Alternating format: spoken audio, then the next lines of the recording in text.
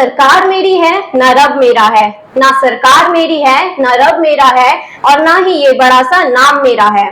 ना सरकार मेरी है ना रब मेरा है, ना ही ये बड़ा सा नाम मेरा है। बस इतनी सी बात का गुरूर है मुझे कि जीवन में कुछ नया कुछ अलग कर दिखाना, यही उद्देश्य मेरा है, यही उद्देश्य मेरा है।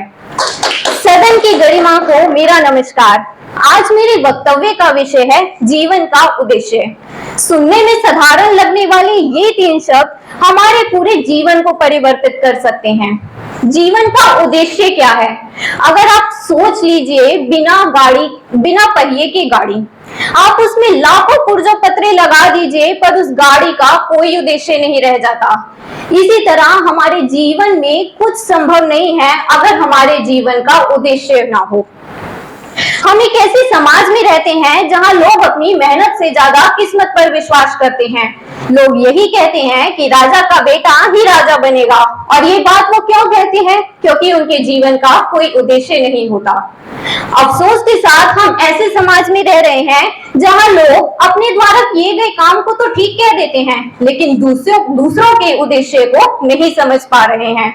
मैं नहीं मानती कि डीपी व स्टेटस को 3 रंगों में रंगना ही देशभक्ति है, और अगर आप कहेंगे तो ये देशभक्ति है, तो मैं पूछना चाहती हूँ, फुटपाथ पर रहने वाला वो बच्चा जब तिरंगा बेचता है धूप में, नंगे पांव में, भूखे पेट, तब उसे आप उसकी देशभक्ति कहते हैं? क्या ये उसकी देशभक्ति का उद्देश्य नहीं है जो उसके पेट की शक्ति को पूरा कर रहा है?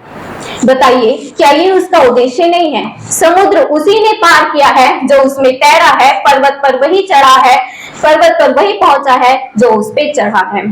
सतयुग से लेकर कलयुग तक हर कथाओं के पीछे, हर काम के पीछे कोई ना कोई उद्देश्य रहा है।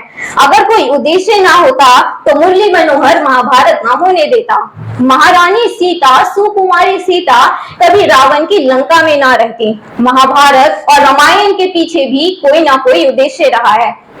इसी तरह कलयुग का उदाहरण लेते हुए भारत सरकार द्वारा संपूर्ण देश में लॉकडाउन लगाने की घोषणा की गई थी। इसका उद्देश्य लोगों की सुरक्षा एवं उन्हें हर्ष जीवन प्रदान करना था। हम ना पारलौकिक समाज में रहते हैं जहां लोग केवल ये कहते हैं कि दिखावा। जीवन का उद्देश्य कहकर वो सुनहरे शब्दों में बोल के ले जाते हैं कि जीवन का उद्देश्य है डॉक्टर, जीवन का उद्देश्य है इंजीनियरिंग।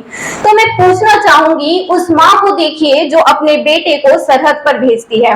वो कहती है, बेटा देश के लिए कुछ करके आना, चाहे इंच इंच कट जाना, चाहे इंच इंच कट जाना। इसे कहते हैं जीवन का उद्देश्य, इसे कहते हैं देशभक्ति का उद्देश्य, और यही हमारा उद्देश्य होना चाहिए, क्योंकि हम ही तो अपने देश के लिए आने वाला कल हैं। धन्यवाद।